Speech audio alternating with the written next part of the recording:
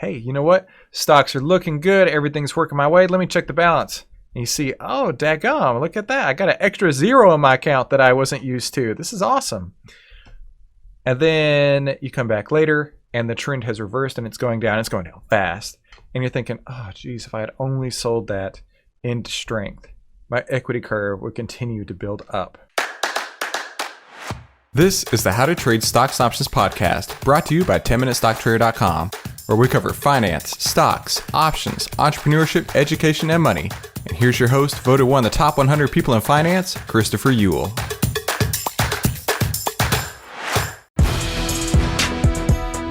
Hey there, traders. Welcome back to today's How to Trade Stocks and Options podcast. Today, we have a special lesson for you. I'm putting it here on the podcast because I really believe that this is going to provide you massive, massive value. And that's what I'm trying to do here. And hey, listen, if this podcast was useful to you at all, I really highly suggest that you go check out the full trading course at AIStockTradingSystem.com. That's AIStockTradingSystem.com. Markets are people. People are predictable.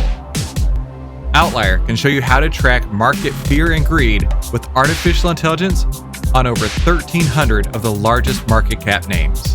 Visit outlier.com to learn more. That's OVTLYR.com. They have a free pilot program for the rest of 2021, so you can get access to right now at OVTLYR.com. That's OVTLYR.com. Hey, make sure you subscribe and hit the bell so you'll be notified every time we give you more tools, tips, and tricks to help you trade faster and trade smarter every single week. Hey there, traders. Welcome back to today's How to Trade Stocks and Options podcast. Today, we are continuing on in the series of the 8 keys for unlocking super performance. And we've already covered the first key, the first 4 keys to generating big performance. Number 1 was timing. Number 2 was don't diversify. Number 3 was turnover is not taboo. And finally, the last of the 4 that we've covered already is always maintain the risk-reward relationship. Now, we're getting into the second half of the 8 keys to unlocking super performance. And the second half is the 4 keys for limiting drawdowns, right? So there's absolutely 2 sides to the coin to when you're trading. And that's number 1, making the gains. And number 2, protecting those gains and limiting the losses. You can't be successful no matter how much you make if you give it all back. So let's talk about that here, right? So the number 1 key for limiting drawdowns is to sell into strength. Now, I've been a little bit guilty of not following this, and it has a lot to do with trend following. So I'm just going to describe trend following in a nutshell. And it's when the trend is going up, you let it go as far as it's going to go. But once it crests, once it comes back down, that's the point in time where a typical trend follower would say, okay, I've got it from here to here, or here to here, that way. I've got it from here to here. I'm content with this block in the middle. What Mark is saying is sell on the way up, sell into strength. I think that I could definitely learn a lot from that, and definitely something I need to take more account into my portfolio. In fact, one of Mark's points here is he says professional traders sell into strength. They sell when there are eager buyers. That makes a lot of sense, right? How many times have you tried to get out of a trade only to watch it continue to go down and down and down when you could have sold it on the way up when it was going up and you had people who were eagerly looking to buy it from you? When you sell into strength, your equity is at its highest point. If you want to maintain an equity curve that consistently stair steps up, you should learn how to sell when you have a decent gain when the stock is advancing. Okay, so in my own portfolio, I'll give you a little example here. When the stocks have been on a rise, on their way up, and I've taken a look at my balance, which I do not recommend you do, and I don't do it on a normal basis. I was just feeling good. Hey, you know what? Stocks are looking good. Everything's working my way. Let me check the balance. And you see, oh, daggum, look at that. I got an extra zero in my account that I wasn't used to. This is awesome. And then you come back later and the trend has reversed and it's going down. It's going down fast. And you're thinking, oh, geez, if I had only sold that into strength, my equity curve would continue to build up. So I think Mark has a huge point here.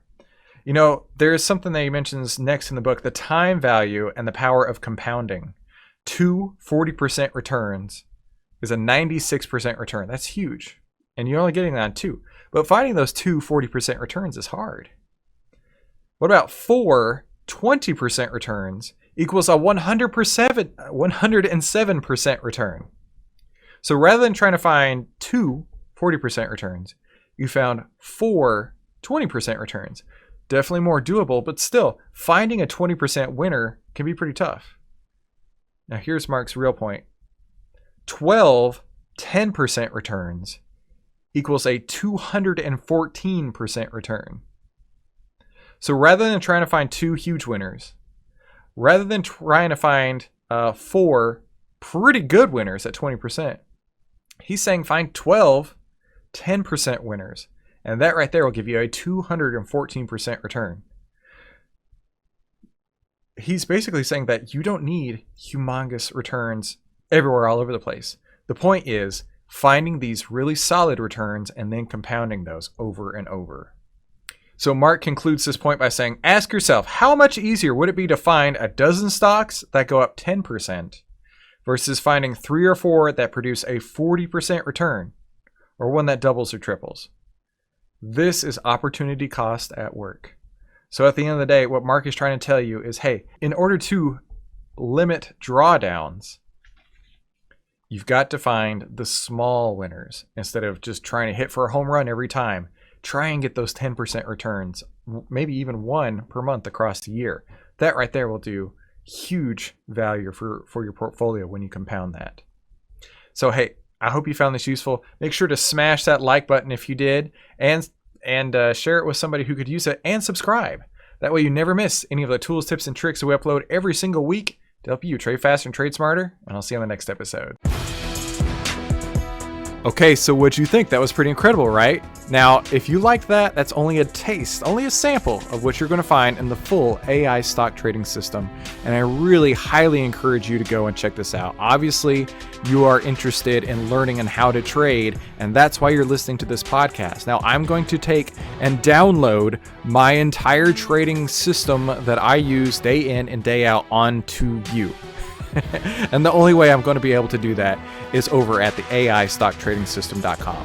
You're going to get phase 1, 2, and 3, several bonuses, and on top of that, I'm going to walk you through over a dozen trades that I put on inside of my account, holding your hand and showing you exactly how I got in, how I got out, how I use the artificial intelligence data, and how this could work inside of your own trading portfolio on a daily basis. So make sure you head on over to AIStockTradingSystem.com. That's AIStockTradingSystem.com to learn more and to get started and to download my decade plus worth of trading experience into your hands so you can start using the AI stock trading system today, the 5-step system to take the guesswork out of trading.